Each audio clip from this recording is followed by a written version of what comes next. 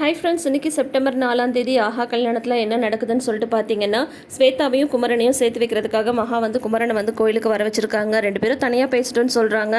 ஆனால் சூர்யா வந்து கொஞ்சம் பயப்படுறாரு. அன்றைக்கே வந்து ஸ்வேதாவை வந்து கொலை பண்ண வந்துட்டான், இவன்கிட்ட போய் பேச வைக்கிற அப்படின்னு சொல்லும்போது, அதெல்லாம் ஒன்றும் இல்லை, அவங்க ரெண்டு பேருக்குள்ள இருக்கிற பிரச்சனையே ஒருத்தர் வந்து சரியாக புரிஞ்சுக்காது தான். அது வந்து புரிஞ்சுக்கிட்டாவே எல்லாமே சரியாக போயிடும். இப்போ பாருங்கள், ரெண்டு பேரும் சேர்ந்து வந்து தான் வருவாங்க அப்படின்னு சொல்கிறாங்க. நீங்கள் அங்கேயே பார்த்துட்டு இருக்காதீங்க, திரும்புங்க அப்படின்னு சொல்லிட்டு மகா வந்து சொல்கிறாங்க. ஒரு கட்டத்தில் வந்து குமரன் வந்து காலில் விழுந்து கெஞ்ச ஆரம்பிச்சிடறாரு ஸ்வேதாவோட காலில். அவங்களும் வந்து அவங்கள புரிஞ்சுக்கிறாங்க. இப்போ திரும்பி பாருங்க அப்படின்னதும், என்ன இவன் காலில் வந்து விழுந்துட்டுருக்கான், அன்னைக்கு குத்த வந்தான் அப்படின்னு சொல்கிறாங்க.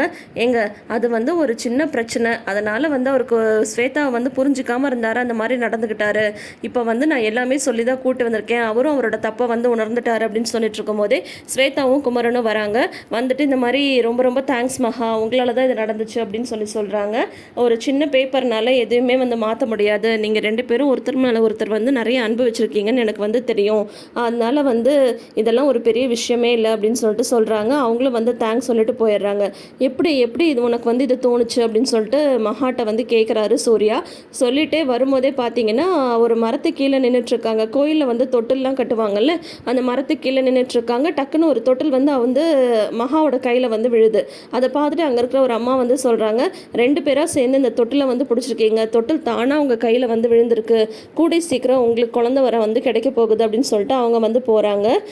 என்ன இவங்க இப்படி சொல்லிட்டு போகிறாங்க அப்படின்னது, இதே விஷயம் தாங்க ஸ்வேதாவையும் குமரனையும் சேர்த்து வச்சிருக்கு. ஸ்வேதா வந்து ப்ரெக்னெண்ட்டாக இருக்காங்க அப்படின்னு சொல்லிட்டு சொல்கிறாங்க. மகா, என்ன சொல்கிற நீ, நிஜமாவா அப்படின்றாங்க. ஆமாம், அந்த விஷயம் எனக்கு தெரிஞ்சதுக்கப்புறம் தான் அவங்க லைஃப்பில் ரெண்டு பேரும் ஒன்றா இருக்கணுன்னே நான் வந்து முடிவு செஞ்சேன், அதனால தான் குமரன்கிட்ட பார்த்து பேசி இந்த ஏற்பாடையே நான் பண்ணேன் அப்படின்னு சொல்லிட்டு மகா வந்து சொல்கிறாங்க. சரி, ரொம்ப நல்ல விஷயந்தான், இப்போ நம்ம வீட்டுக்கு போகலாம், அப்பா அம்மா கல்யாண நாளுக்கு வந்து ஏற்பாடெல்லாம் பண்ணணும்ல அப்படின்னு சொல்லிட்டு ரெண்டு பேரும் வீட்டுக்கு கிளம்பி போகிறாங்க.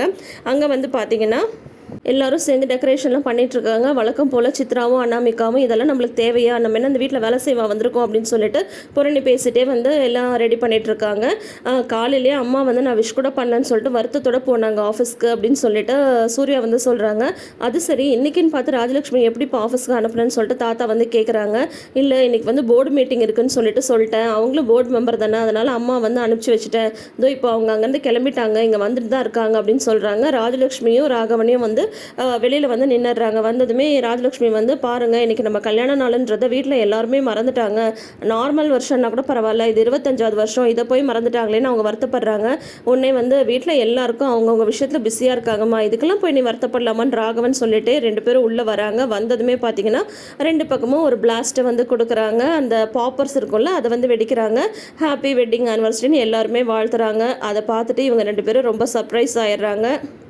நார்மல் கல்யாண நாளுனாவே நாங்கள் வந்து விட மாட்டோம், இது வந்து 25th இயர், அவ்வளோ சீக்கிரமாக விட்டுருவோமா, அவங்களுக்கு சர்ப்ரைஸ் கொடுக்கறதுக்காக தான் காலையில் நாங்கள் யாருமே விஷ் பண்ணல அப்படின்னு சொல்லிட்டு சூர்யா வந்து சொல்கிறாங்க. அப்புறம் வந்து தாத்தா பாட்டிக்கிட்ட ஆசீர்வாதம் வாங்கிக்கிறாங்க திருமண நாள் ஜோடிகள்.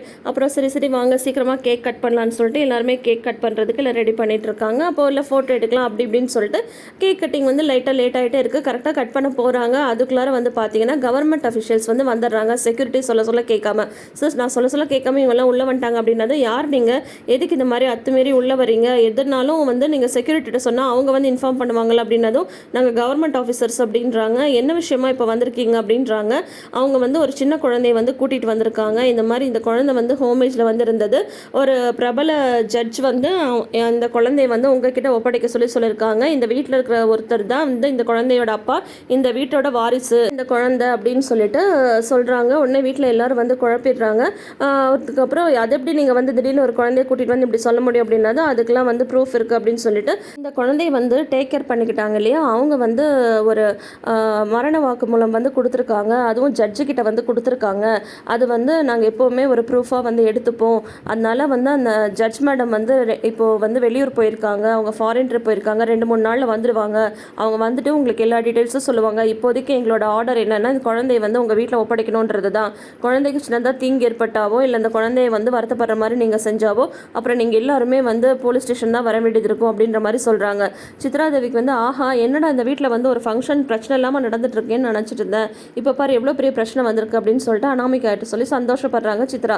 அப்புறம் அனாமிகா சொல்கிறாங்க, அது எப்படி அதை நம்ம வந்து சந்தோஷப்பட முடியும், இந்த வீட்டில் இருக்கிற ஒருத்தர் தானே இந்த குழந்தைக்கு அப்பான்னு வேற சொல்கிறாங்க, அப்போ இந்த குழந்தை வந்து இந்த வீட்டோட லீகல் வாரிசு ஆகிடுதுல்ல, அப்போ வந்து சொத்து பிரச்சனைலாம் வராது அப்படின்னு சொல்லிட்டு அவங்க எப்படி யோசிக்கிறாங்க பாருங்க அப்படின்னு சொல்லிட்டு அனாமிகா வந்து சொல்லிட்டு இருக்காங்க. உடனே கௌதம் பாட்டு என்னடா இது அப்படின்னு சொல்லிட்டு கேட்குறாங்க சித்ரா. ஐயோ எனக்கு எதுவும் தெரியாதுமா அப்படின்னு சொல்கிறாரு கௌதம்.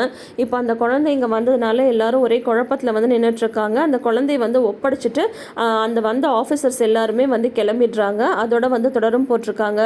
ஸோ இந்த குழந்தை யார், திடீர்னு ஒரு குழந்தைய வீட்டில் கொண்டாந்து விட்டு இந்த குடும்பத்தோட வாரிசுன்னு சொன்னால் என்ன நடக்கும்ன்றதை தொடர்ந்து வெயிட் பண்ணி பார்க்கலாம். தேங்க்யூ.